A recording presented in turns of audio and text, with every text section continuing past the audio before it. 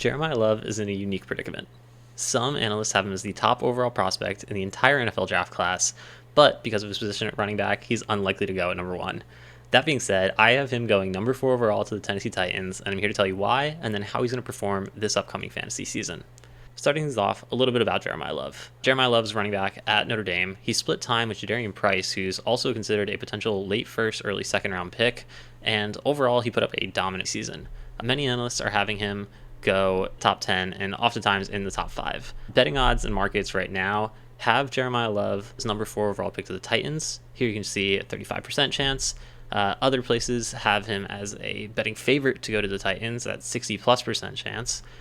Here again, minus 150. Here we're going to see him at minus 135. And then here again on Kalshi for some reason, 48%. Not sure how it works, but generally we can sense the trend that Jeremiyah Love has somewhere between, call it a 40 to 60% chance of going at this pick, and I think it's going to happen. I think that the Titans are completely overhauling their offense and their team as a whole, and they need an impact player like Jeremiyah Love to make that difference happen. Now, I think a player like Jeremiyah Love going to the Titans can be comparable to this Jahmyr Gibbs pick. Jahmyr Gibbs, drafted very highly at 12, immediately made an impact on the Lions team, and I think that is something we can try and see with Jeremiyah Love. Overall, I think Jeremiyah Love might be a more well-rounded prospect, hence going higher in the draft.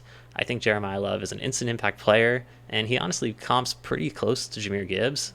Both are very quick and have a good receiving game in their skill set. To me, Jahmyr Gibbs is the model of a player who I think we're going to get with Jeremiyah Love in the NFL, and I think he's going to be even more instant impact because of the position he'll be in on the Titans.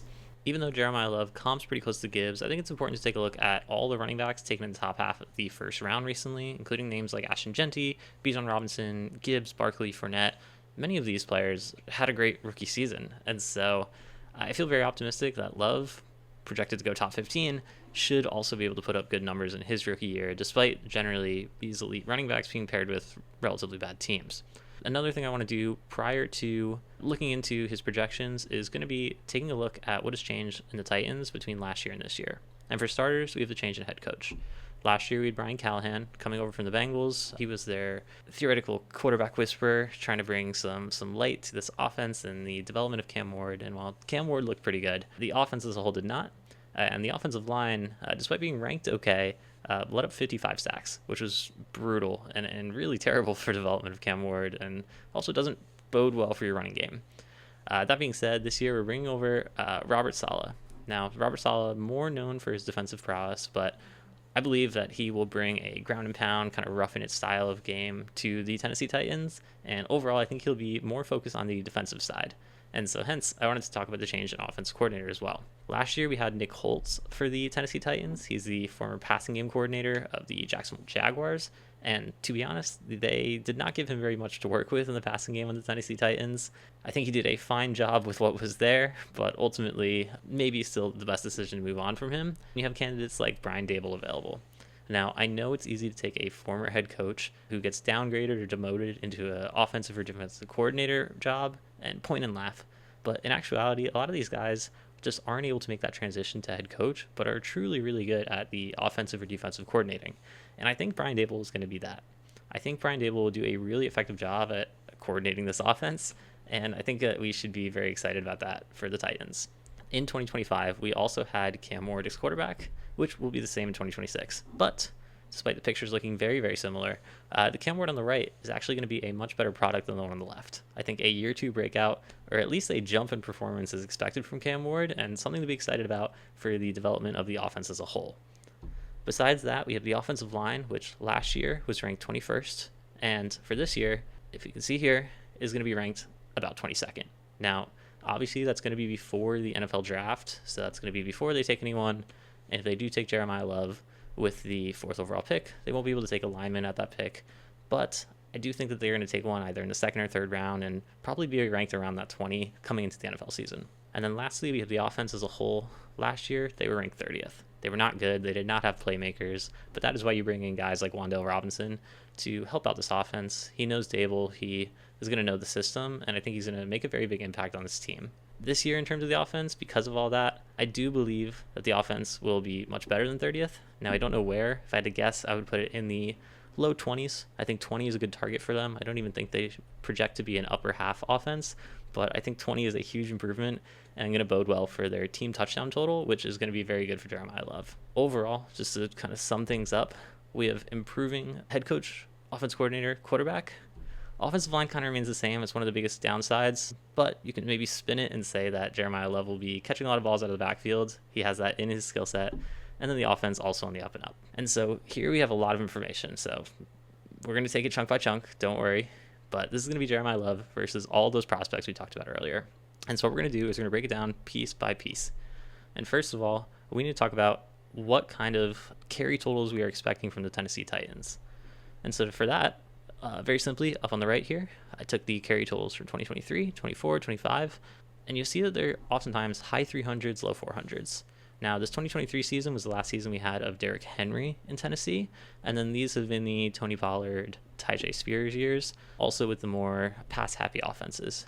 So I think reasonably to project them back in the low 400s range, somewhere between 2023 and 2024, is a fair assessment. So I have them at 435. Now, if in your head you're thinking, hey, maybe they get back to 450, maybe they really commit on the ground game, keep that in mind and just make adjustments as you go and potentially see where that leaves your projection of Jeremiyah Love moving forward.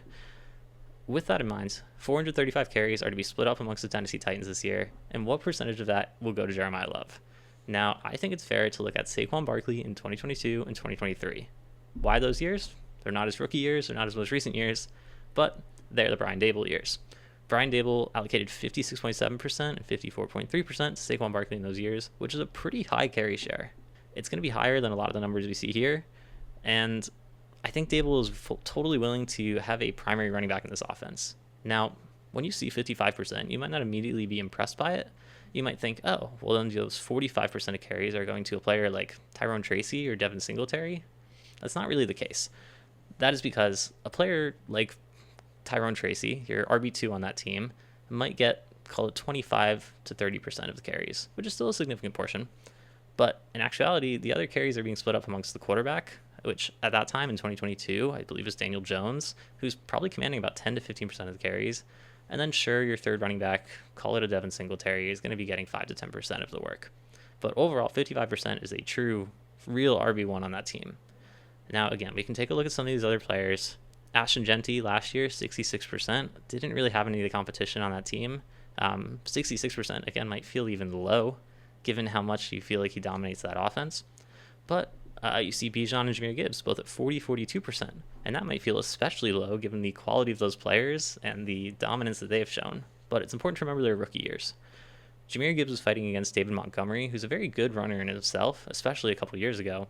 And so Jahmyr Gibbs came as the RB2, specifically as a pass-catching specialist. Now, Bijan Robinson was drafted very, very high, like Gibbs, like the rest of these guys, and was expected to be the RB1, but was also competing against Tyler Algier. So Tyler Algier, coming off a 1,000-yard season, I believe, at the time they drafted him, was taking a lot of these carries, and also Desmond Ridder was the quarterback at the time who was scrambling and getting out the box a lot. So 40% is certainly on the lower end. I project about 55.5% for Jeremiyah Love. I'm pulling that number from the average of those Brian Daboll years in New York, but I believe 55% is also fairly conservative for the average here. We're missing out on the numbers like Christian McCaffrey's 31, as he was the backup to, I believe, Jonathan Stewart at the time in Carolina. And sure, we're missing out on the Jeanty and the Barkley dominator years of 60, 70+%. 55% to me seems fair.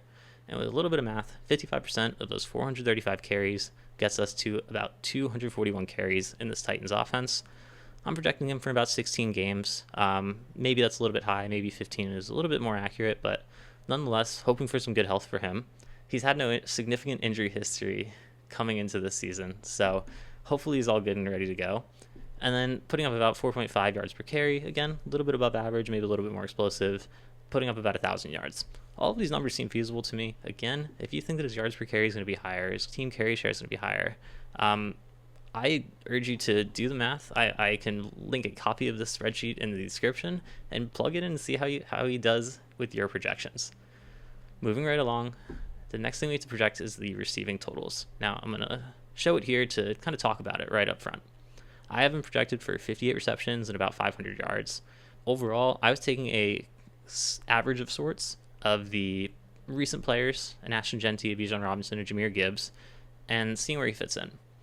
Now, I think Jahmyr Gibbs, as mentioned, is probably the best comp for Jeremiyah Love, but Jahmyr Gibbs did not have the total amount of snaps that I believe Jeremiyah Love will his rookie year.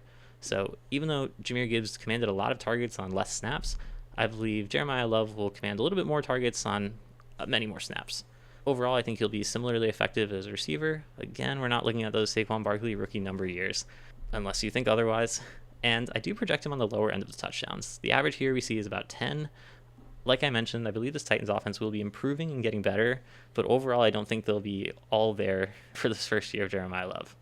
And so, with a little bit of math, we can get to our total fantasy points at 262 points, putting him at about 16.4 points per game.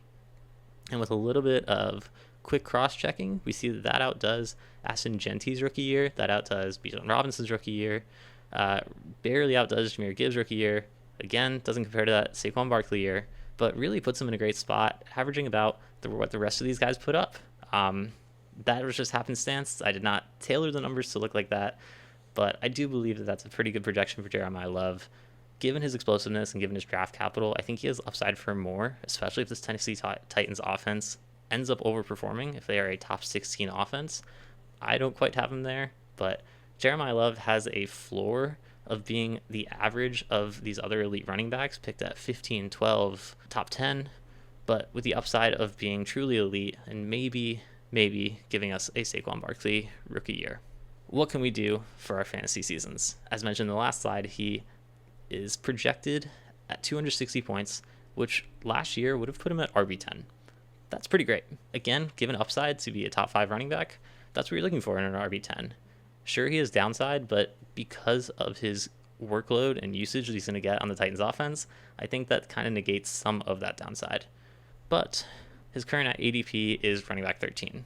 This is pre-draft. This is well before the season. It's certainly going to move, especially when he hits a cut in training camp and all of a sudden everyone's losing their minds.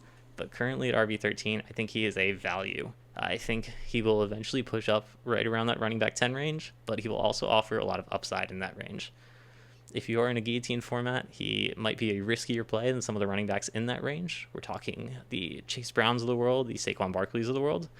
In his traditional format, where you're looking for home run hits in the running back 10 range, I think he should be very, very much considered.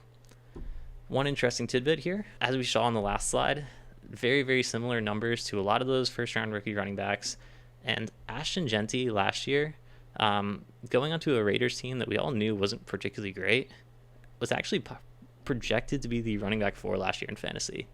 Now, I don't think that was a terrible take. I do believe that was a little bit overvalued. I probably would have had him closer to running back 7 or 8, but I think it's something to think about.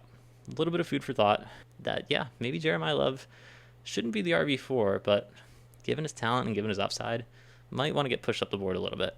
So with fairly conservative numbers, we have him at RB10, but there is a lot of upside and room for more. I don't know about you, but I'm very excited for Jeremiyah Love to be a Tennessee Titan. Let me know what you think. Let me know what you feel about the projections and where you might have him in fantasy this year.